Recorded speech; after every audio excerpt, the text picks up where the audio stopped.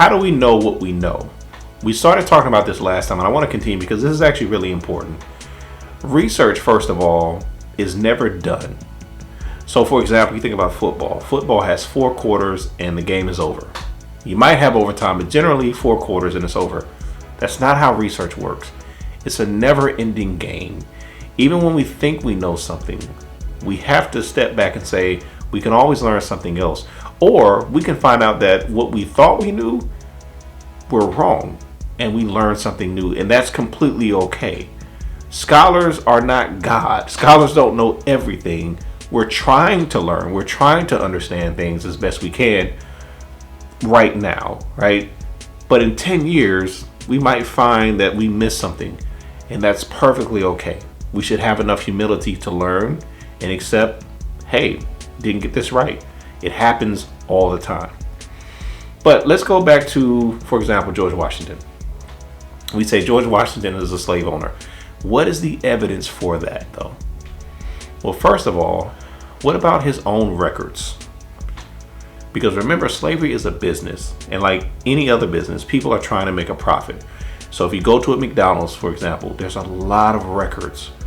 They keep track of every bun that they buy, every fry, beef, all the things they purchase, napkins, straws, because they're trying to make a profit. They need to know how much money is going out, how much money is going in. They know how much they sold. If this item isn't selling, they know that. If this item is selling more, they know that. And so they may say, hey, we should really promote this item more than this item because we're making more money.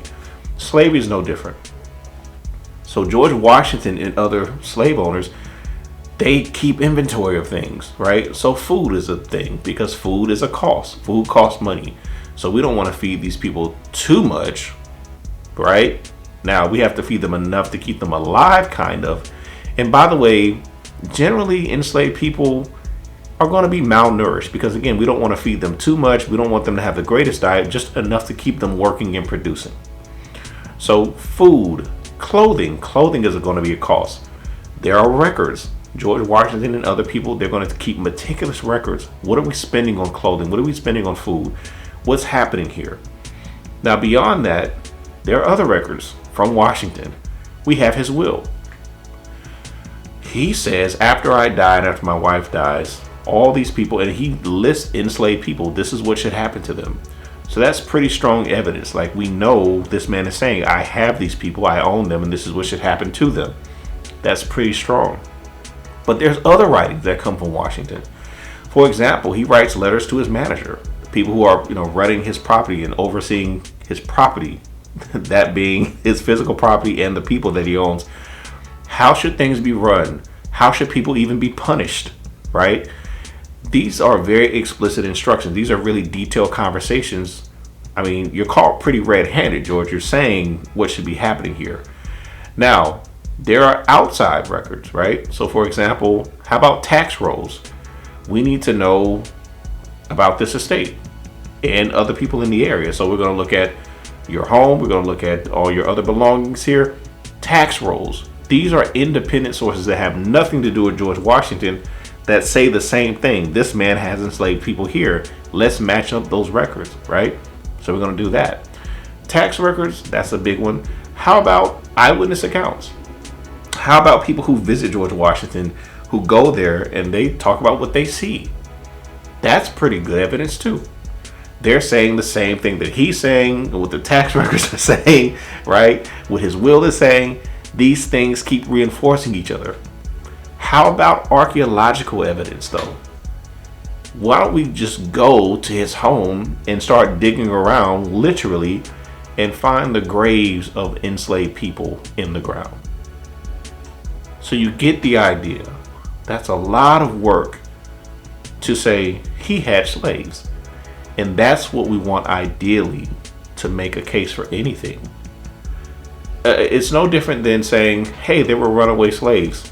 Well, how do we know that?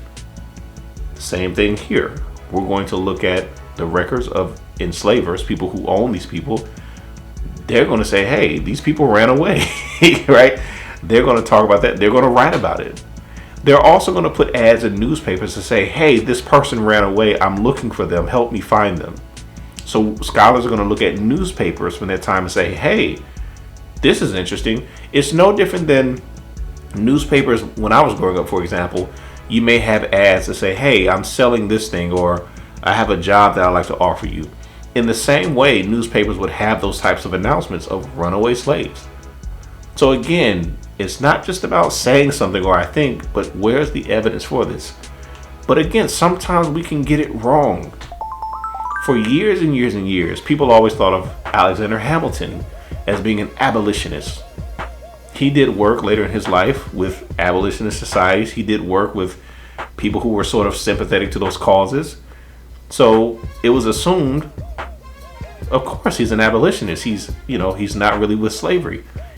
That, and he's up in New York, so, it's probably not really a thing. Well, the problem with that is, again, research is an unending game. We keep going, we keep searching, and scholars have found evidence. What was the evidence? Well, actually, it was his banking transactions, right? Like his own accounting transactions. He's buying people, right? He's wheeling and dealing. So we know based on his banking transactions that he did purchase enslaved people for his own house. Now, he did so for other people, for family members, like he arranged these transactions, but he also did it for himself, and these people were in his own home. This is what I'm saying. The work never stops. You keep digging and you find new evidence. Now, that's not as much evidence as we have for George Washington. Absolutely, that's true. But it's his own banking statements, his own banking transactions, and that's pretty strong evidence to say maybe we overlooked something and we should keep digging. So again, these are the types of things that scholars do. Remember the lesson that we did last time. You're looking at records, and more records, and finding different sources. So, for example, if you wanted to find records of my criminal involvement, right? Of course, you would go to the county clerk and say, okay, has this person gone to court or had a case against them or been sued or had any charges brought against them? You could also look at my record with the Department of Motor Vehicles. Look at my driver's license record. Are there speeding tickets, right? There are different ways to document, has someone been in trouble with the law? This is what scholars are doing, but doing it today is one thing, right? Doing it for 100 years ago, 200 years ago, 300, 400, 500, it's the same thing. What are the available records? Because there wasn't a Department of Motor Vehicles in 1790. People don't have driver's licenses. But what does exist? There are courts, right? There is a justice system. There are ways to kind of look at those records. Now, all records don't survive over hundreds of years. We only have what we have, but we keep digging for more. We're looking for any possible source. And like I said, sometimes it can just be a random person who writes about something. So people who came to visit George Washington and they write about their experience, that is history. That is research that we can use. So again, we're looking, we're digging, and we don't stop. But you look in every crevice and corner that you can. Only then can we say we think we know something.